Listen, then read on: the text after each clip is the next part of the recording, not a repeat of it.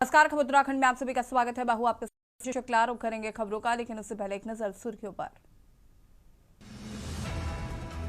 राज्यपाल गुरमीत सिंह से सीएम धामी ने की शिष्टाचार भेंट। प्रदेश में विकास गति देने के लिए समन्वय पर हुई चर्चा। गदरपुर विधायक अरविंद पांडे को मिले नोटिस के बाद विवाद। महापौर दीपक बाली ने पांडे की निष्ठा पर उठाए सवाल। गगन काम्बोज ने बाली के खिलाफ खोला मोर्चा। देहरादून में जिला युवा आदान प्रदान कार्यक्रम का शुभारंभ। 28 जनवरी तक चलेगा कार्यक्रम। उधम सिंह नगर के 37 युवा कर रहे भाग। सचिव आपदा प्रबंधन ने राज्य में बारिश बर्फबारी की समीक्षा की। अधिकारियों को अलर्ट मोड पर रहने के लिए निर्देशित किया। देहरादून एसएसपी अजय सिंह ने गणतंत्र दिवस परेड की रिहर्सल का किया निरीक्षण। परेड ग्राउंड में सुरक्षा व्यवस्था को लेकर सख्त निर्देश। उत्तराखंड में आज भी बिगड़ा रहेगा मौसम। हल्की बारिश और बर्फबारी की संभावना। मौसम विज्ञान केंद्र ने जारी किया पूर्वानुमान। आप देख रहे हैं के न्यूज, खबरों का सारथी। खबर देहरादून से है, जहां पर चारधाम यात्रा को लेकर व्यवस्थाओं को और सुदृढ़ करने के उद्देश्य से देहरादून में चिकित्सा स्वास्थ्य मंत्री डॉक्टर धन सिंह रावत की अध्यक्षता में एक महत्वपूर्ण समीक्षा बैठक आयोजित की गई। बैठक में मंत्री ने कहा कि चारधाम यात्रा के दौरान श्रद्धालुओं को बेहतर और निर्बाध स्वास्थ्य सुविधाएं उपलब्ध कराने के लिए स्वास्थ्य विभाग में चिकित्सकों का एक पृथक कैडर गठित किया जाएगा।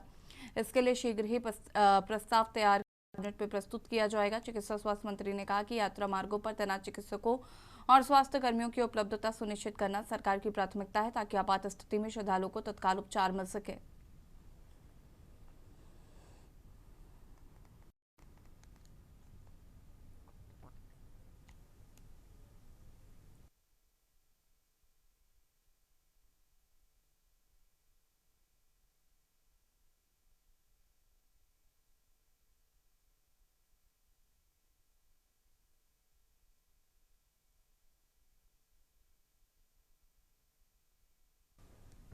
खबर देहरादून से, जहां पर मेरा युवा भारत देहरादून के तत्वाधान में राज्य शैक्षिक अनुसंधान एवं प्रशिक्षण केंद्र में अंतर जिला युवा आदान प्रदान कार्यक्रम का शुभारंभ किया गया।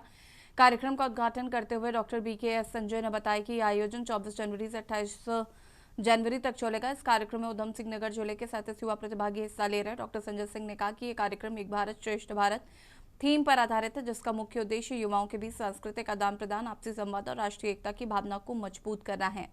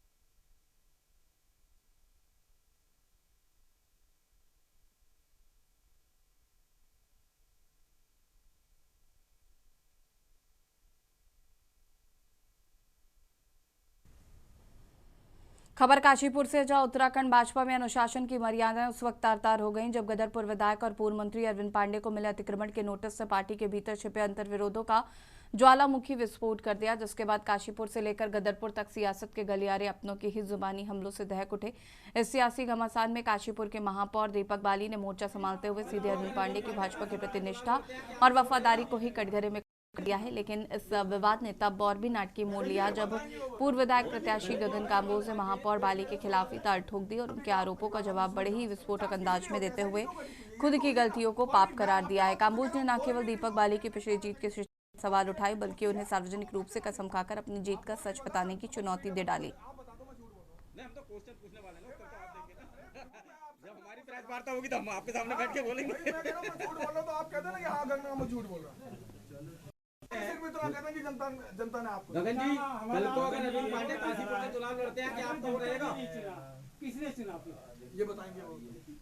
गगन जी ये बताएंगे, वो बताएंगे। गगन जी कल को अगर अरविंद पांडे, एक मेरा सवाल है, अभी कहा अभी इसमें जांच कर रहा है, जांच किस लिए होती है? एसआईटी क्यों करी? तो ये तो हुई है ना। कोई भी, मैं आपके माध्यम से कह रहा हूँ, कोई भी निर्दोष जेल नहीं जाना चाहिए। अगर कोई भी एक भी दोषी है तो वो बचना नहीं चाहिए। आपको नहीं पता, समझ मीडिया में तुम आप बता दो मैं झूठ बोल रहा हूँ। नहीं, हम तो क्वेश्चन पूछने वाले हैं ना, उत्तर तो आप देंगे ना। जब हमारी प्रेस वार्ता होगी तो हम आपके सामने बैठ के बोलेंगे। मैं कह रहा हूं, मैं झूठ बोल रहा हूं तो आप कहते हैं ना कि हाँ गगन मैं झूठ बोल रहा हूँ। सिर्फ इतना कहते हैं कि जनता ने आपको। गगन जी, कल को अगर अरविंद पांडे काशीपुर से कि अरविंद पांडे जी कसम खाएं कि उन्होंने उन सालों को रोकने के लिए फोन किया या आने के लिए, और वो बार बार प्रेस में अपनी कह रहे थे मुझे जनता ने चुना है, मुझे जनता ने चुना है। तो मैंने उसी चीज के लिए कहा कि मान्यवर क्या आपको वाकई में जनता ने चुना है? मान्यवर क्या आपको वाकई में जनता ने चुना है? क्या कसम खा के बता दो यार, जनता नहीं चुना है। गगन जी आप मैं तो रहा हूँ ना, मैं तो कह रहा हूँ जो वाकई में जनता ने चुना है क्या? मैं फिर वही कह रहा हूँ, वाकई में जनता बिल्कुल नहीं, बिल्कुल नहीं, बिल्कुल भी नहीं। लेकिन किसी भी पीड़ित परिवार की आवाज कोई अगर उठाएगा, कल को अगर गगन कामोज के परिवार पर यह विपदा आ जाए, षड्यंत्रों के तहत अगर गगन कामोज के खिलाफ अगर चीजें होने लगे और कल को अरविंद पांडे गगन कामोज की आवाज उठाए, तो क्या कोई नहीं बचेगा?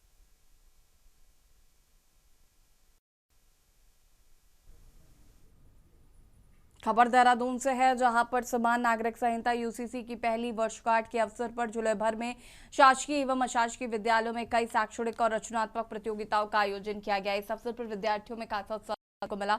मुख्य शिक्षा अधिकारी वीके डोडियाल ने जानकारी देते हुए बताया कि यूसीसी की वर्षगांठ को जन जागरूकता और शैक्षणिक सहभागिता से जोड़ते हुए विद्यालय स्तर पर वाद विवाद, चित्रकला एवं निबंध लेखन प्रतियोगिताएं कराई गई। प्रतियोगिताओं में बड़ी संख्या में छात्रों ने भाग लिया और अपनी रचनात्मक क्षमता का प्रदर्शन किया।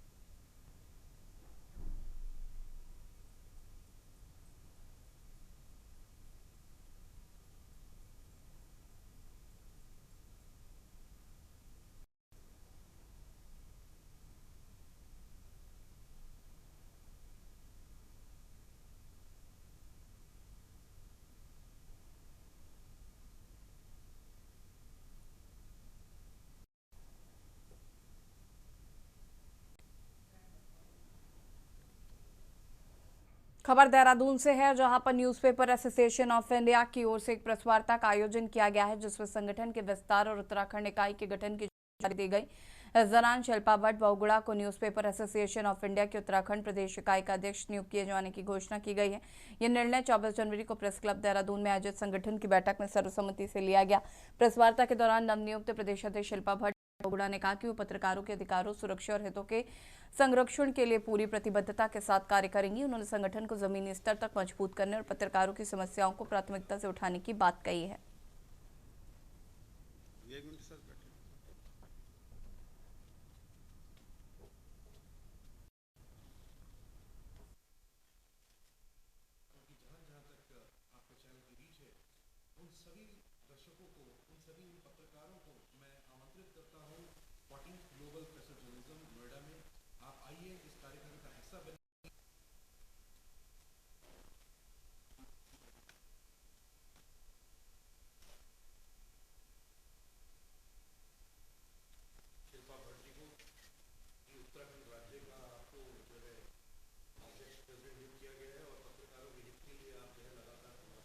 आज का हमारा जो प्रेस कॉन्फ्रेंस था वो दो मुद्दों पे था। एक तो ये था कि उत्तराखंड में हमारा न्यूज़पेपर्स एसोसिएशन ऑफ इंडिया की जो राज्य इकाई थी वो पिछले 4 साल से भंग पड़ी थी, उसको हमने दोबारा शुरू किया है, जिसमें कि हमने शिल्पा भट्ट बहुगुणा जी हैं, इनको हमने राज्य का अध्यक्ष चुना है।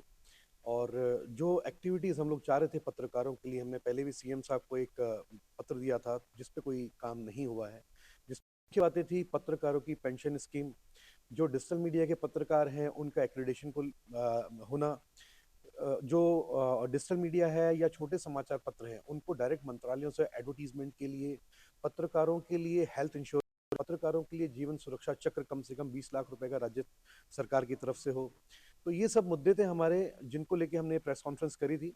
और हम चाहते हैं कि उत्तराखंड के पत्रकारों को भी वो सब लाभ मिले जो दूसरे राज्य के पत्रकारों को मिलते हैं। खबर उधम सिंह नगर से है, जहां पर जसपुर क्षेत्र में कैबिनेट मंत्री गणेश जोशी का भाजपा पदाधिकारियों व कार्यकर्ताओं ने भव्य स्वागत किया। मंत्री जोशी ने पार्टी कार्यालय में कार्यकर्ताओं से संवाद करते हुए केंद्र व राज्य सरकार की जन कल्याण योजनाओं को जन जन तक पहुंचाने का आह्वान किया है। उन्होंने कार्यकर्ताओं की समस्याएं सुनी और शीघ्र समाधान का भरोसा दिलाया। इस दौरान किसानों को धान का उचित मूल्य दिलाने संबंधी ज्ञापन भी सौंपा गया है।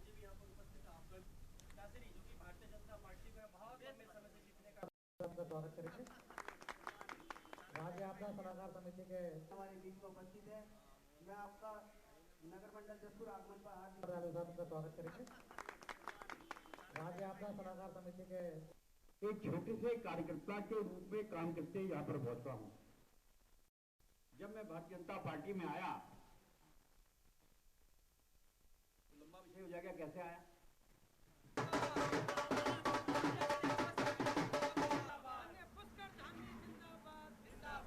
खबर देहरादून से, जहां पर प्रयाग माघ मेले के दौरान शंकराचार्य स्वामी एवं मुक्तेश्वरानंद सरस्वती के साथ कथित दुर्व्यवहार के मामले को लेकर प्रदेश की राजनीति गर्मा गई है। इस घटना की निंदा करते हुए प्रदेश कांग्रेस कमेटी के आह्वान पर राज्य भर के विधानसभा क्षेत्रों में मंदिर प्रांगणों में मौन उपवास और मंत्र जाप कार्यक्रम आयोजित किए गए हैं। कांग्रेस नेताओं ने इसे सनातन परंपराओं के सम्मान से जोड़ते हुए भाजपा सरकार पर विरोध दर्ज कराया है। वहीं कांग्रेस के इस कदम पर पलटवार करते हुए भाजपा प्रदेश प्रवक्ता कुंवर जपेंद्र सिंह ने तीखा तंज कसा। उन्होंने कहा कि कांग्रेस पार्टी का आज मंदिरों में पहुंचना सनातन धर्म और भारतीय जनता पार्टी के कार्यकर्ताओं की ताकत का परिणाम है।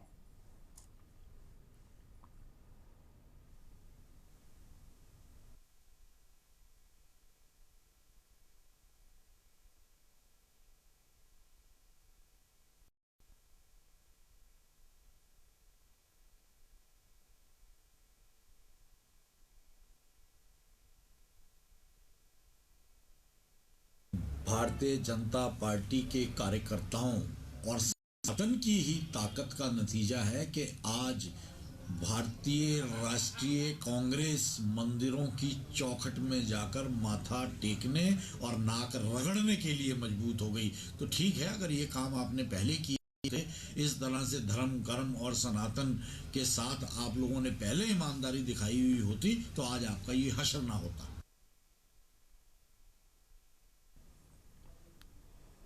खबर देहरादून से है, जहां पर प्रदेश के दिनों विभिन्न प्रकरणों को लेकर विपक्ष लगातार सरकार को घेर रहा है। इस बीच सत्ता पक्ष भारतीय जनता पार्टी पर भी अनुशासन और संगठनात्मक कार्यप्रणाली को लेकर सवाल उठाए जा रहे हैं। इस पर प्रतिक्रिया देते हुए भाजपा की प्रदेश महामंत्री दीप्ति रावत भारद्वाज ने स्पष्ट कहा कि भारतीय जनता पार्टी हमेशा से अनुशासन का पालन करने वाली पार्टी रही है। महामंत्री ने बताया कि भाजपा का प्रत्येक कार्यकर्ता अपने वरिष्ठ नेताओं से प्रेरणा लेकर अनुशासन का पालन करता है। संगठन के भीतर प्रमुख दायित्वधारी के निर्णय सभी कार्यकर्ताओं के लिए सर्वमान्य होते हैं।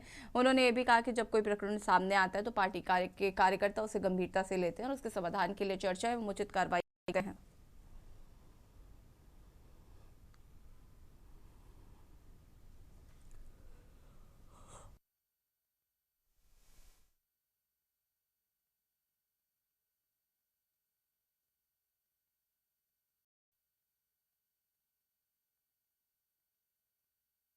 अनुशासन में रहने वाली पार्टी है भारतीय जनता पार्टी। भारतीय जनता पार्टी का कार्यकर्ता जो है वो मैं कहूँगी कि सबसे ज़्यादा अनुशासित कार्यकर्ता है तो वो भारतीय जनता पार्टी का है। और कार्यकर्ता भी अपने नेताओं को देखकर ही अनुशासन में रहता है। अभी हमने देखा कि प्रधानमंत्री जी का जो आपने अभिभाषण सुना होगा, भाषण उनका सुना हमने, कि जैसे उन्होंने अभी नितिन नवीन जी के होने पे राष्ट्रीय अध्यक्ष नियुक्त होने पर उन्होंने कहा कि अब संगठन में नितिन जी ही मेरे बॉस भी हैं, मेरे भी बॉस वही हैं। तो देखिए ये किस प्रकार का मैसेज है, ये इसी प्रकार का मैसेज है। जो भी व्यक्ति किसी दायित्व पे है, किसी प्रमुख दायित्व पे है, वो हम सब के लिए सर्वमान्य है उनका निर्णय। और वो हमारे अब चीफ हैं, हमारे हेड हैं, हम जो भी उनको समझे वो हमारे अध्यक्ष हैं।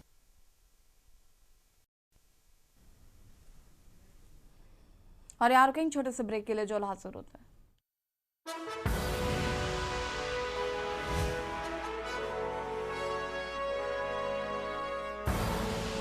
आप देख रहे हैं के न्यूज, खबरों का सारथी। ब्रेक के बाद एक बार फिर से आप सभी का स्वागत है। खबर देहरादून से, जहां राज्य आपदा प्रबंधन विभाग ने राज्य में हाल ही में हुई बारिश और बर्फबारी से उत्पन्न परिस्थितियों की समीक्षा की है।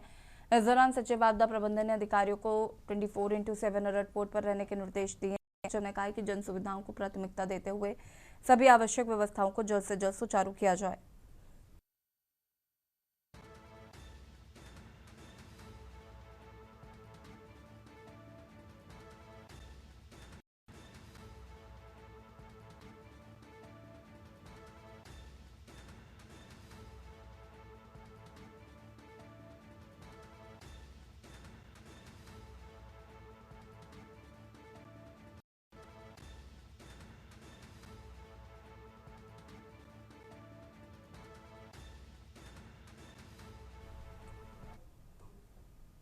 मुख्यमंत्री पुष्कर सिंह धामी की तरफ से अंकिता भंडारी हत्याकांड पर केंद्र सरकार को जांच की संस्तुति दी गई, लेकिन अभी तक सरकार द्वारा इसके आगे की कार्रवाई की कोई जानकारी नहीं दी गई है, जिस पर मुख्य विपक्षी दल कांग्रेस के प्रदेश अध्यक्ष गणेश कोदियाल ने सरकार पर नाराजगी जताई है। गणेश कोदियाल ने देहरादून के कांग्रेस प्रदेश मुख्यालय में प्रेस वार्ता कर सरकार पर निशाना साधा।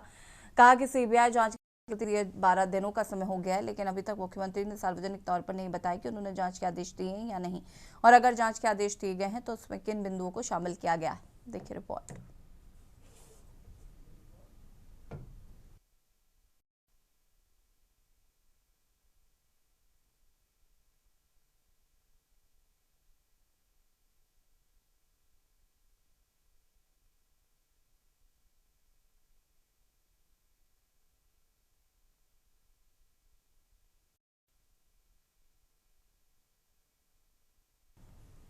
मुख्यमंत्री पुष्कर सिंह धामी की तरफ से अंकिता भंडारी हत्याकांड पर केंद्र सरकार को सीबीआई जांच की संस्तुति दी गई, लेकिन अभी तक सरकार द्वारा इसके आगे की कार्रवाई की कोई जानकारी नहीं दी गई है, जिस पर मुख्य विपक्षी दल कांग्रेस के प्रदेश अध्यक्ष गणेश कोदियाल ने सरकार पर नाराजगी जताई। गणेश कोदियाल ने देहरादून के कांग्रेस प्रदेश मुख्यालय में प्रेस वार्ता कर सरकार पर निशाना साधते हुए कहा है कि सीबीआई जांच की संस्तुति दिए 12 दिनों का समय हो गया है, लेकिन अभी तक मुख्यमंत्री ने सार्वजनिक तौर पर नहीं बताया कि उन्होंने जांच के आदेश दिए हैं या नहीं, और अगर जांच के आदेश दिए गए हैं तो किन बिंदुओं को शामिल किया गया है।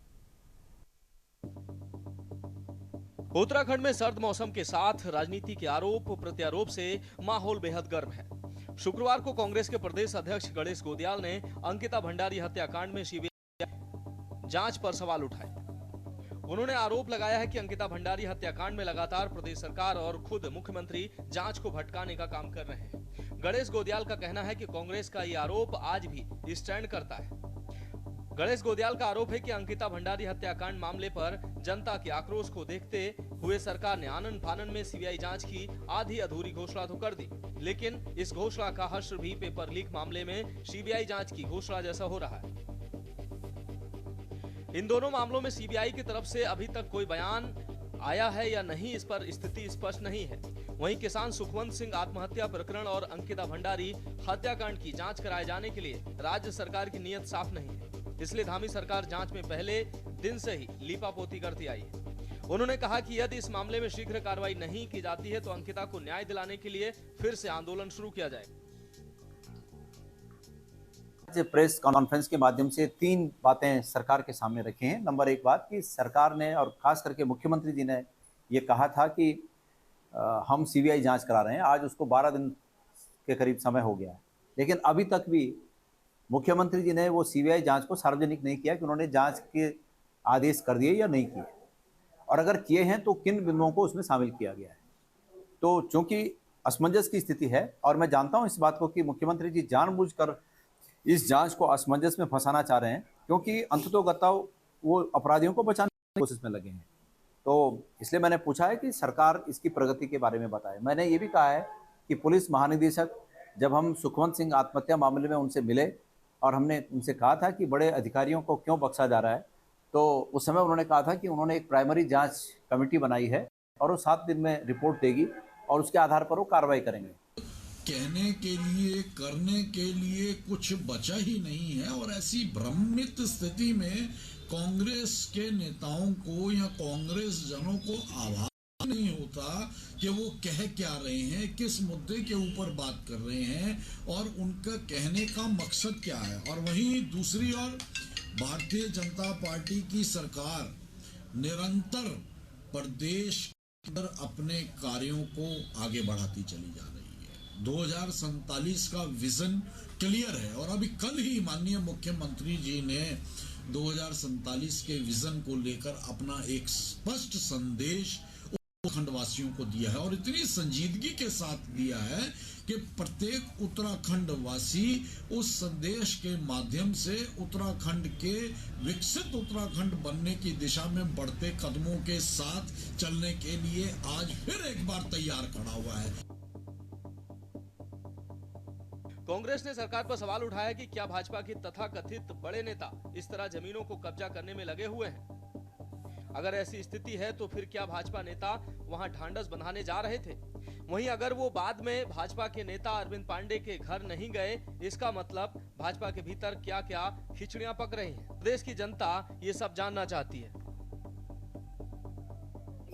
बिल्कुल पॉइंट ऑफ रेफरेंस की बात कल माननीय प्रदेश अध्यक्ष गणेश गोदियाल जी ने की थी और ये कोई इतनी बड़ी बात नहीं है। आप सरकार इसे छुपा क्यों रही है? सरकार को जग जाहिर करना चाहिए, क्योंकि ये जो आंदोलन था अंकिता भंडारी हत्याकांड में, जब से वीआईपी के नाम का खुलासा हुआ और सीबीआई जांच की मांग हुई है, तो ये जन आंदोलन था। जनता को भी जानने का अधिकार है कि जो मुख्यमंत्री ये कह रहे हैं कि सीबीआई जांच की संस्तुति दे दी है, आखिर उस पॉइंट ऑफ रेफरेंस में उन्होंने क्या क्या भेजा है, किन पॉइंट्स पे सीबीआई की जांच वो कराना चाहते हैं। तो सरकार इसको सार्वजनिक नहीं कर रही है, यही जो है संदेह के घेरे में सरकार के निर्णय को लाने का कार्य कर रहा है। क्रांति दल ने पहले भी सरकार का इस प्रकार से विरोध किया था कि जो सरकार की वर्तमान नीतियां हैं उस हिसाब से प्रदेश में कानून व्यवस्था पूरी चकनाचूर हो गई है। न्याय व्यवस्था लगभग उनके हिसाब से बदली जा रही है, बदलाव किया जा रहा है, जिससे पूरी जनता क्षुब्ध है। अभी देखने में आ रहा है कि जहां एक तरफ उधम सिंह नगर में किसान की हत्या के बाद जब उसने सारे आरोपियों का नाम अपने उसको बोलते हैं कि सुसाइड नोट में उसने दिया है, उस पर भी अगर एक्शन नहीं लिया गया है, बचाव किया जा रहा है, तो ये बहुत शर्मनाक है। और सरकार बचाव कर रही है, ये उससे भी और शर्मनाक बात है। एक बात तो तय हो चुकी है कि माननीय पुष्कर सिंह धामी जी ने कांग्रेस के हाथ में मुद्दे रहते हैं उनको कहीं ना कहीं खत्म कर दिया है और मुद्दा विहीन कांग्रेस हो चुकी है। कोई मुद्दे कांग्रेस के पास नहीं बचे हैं। केवल एक अंकिता बहन के मुद्दों को लेकर के कांग्रेस केवल यहाँ पर राजनीति कर रही है। कांग्रेस के पास और कोई मुद्दे ही नहीं है। जनहित की बात करते नहीं है, नीतियों की बात करते नहीं है, क्या लेकर के 2027 में जनता के बीच में जाने वाला है, इस पर चर्चा नहीं करती कांग्रेस। लेकिन केवल और केवल अंकिता बहन के नाम को लेकर के राजनीति करती है। जब अंकिता बहन की मृत्यु हुई उसके बाद एसआईटी की कमेटी बिठाई गई और उसमें जांच की गई, दोषियों को सजा देने का काम हुआ। लेकिन उसके बावजूद भी अगर किसी ने एक उंगली उठाई और उनके परिवार वालों की भावनाओं के अनुरूप और प्रदेश के जनमानस की भावनाओं के अनुरूप माननीय मुख्यमंत्री जी ने एक बार फिर सीबीआई की जांच के आदेश भी कर संतुष्टि भी कर दी। तो अगर कांग्रेस इस पर भी बेचैन है, कांग्रेस इस पर भी परेशान है, इस पर भी निराशा है कांग्रेस के अंदर, तो भाई वो तो कांग्रेस ही बता सकती है। प्रदेश में 2027 में होने जा रहे विधानसभा चुनाव से पहले विपक्षी दल अब सरकार पर कानून व्यवस्था और जन मुद्दों को लेकर सत्ता दल भाजपा को अभी से घेरने में जुट गए हैं। विपक्ष को लगता है कि ये मुद्दे आने वाले समय में जीत के लिए रामबाण साबित हो सकते हैं। वहीं भाजपा भी अपनी रणनीति तय करने में जुटी है, लेकिन कहीं ना कहीं ये विपक्ष के सवाल भाजपा को घेरे हैं। पार्टी में भले सब कुछ ठीक कहने का दावा करने वाली सत्तारूढ़ भाजपा पार्टी कहीं ना कहीं इन विपक्ष के सवालों से जरूर घिरी दिखाई दे रही है। ऐसे में क्या विपक्ष अपनी अपनाई रणनीति से भाजपा को इस दंगल में चित्त कर पाएगा, ये देखने वाली बात होगी। Uttarakhand desk report.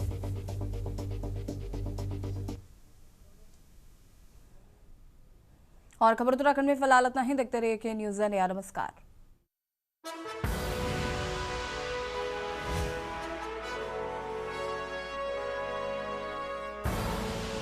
आप देख रहे हैं के न्यूज़, खबरों का सारथी।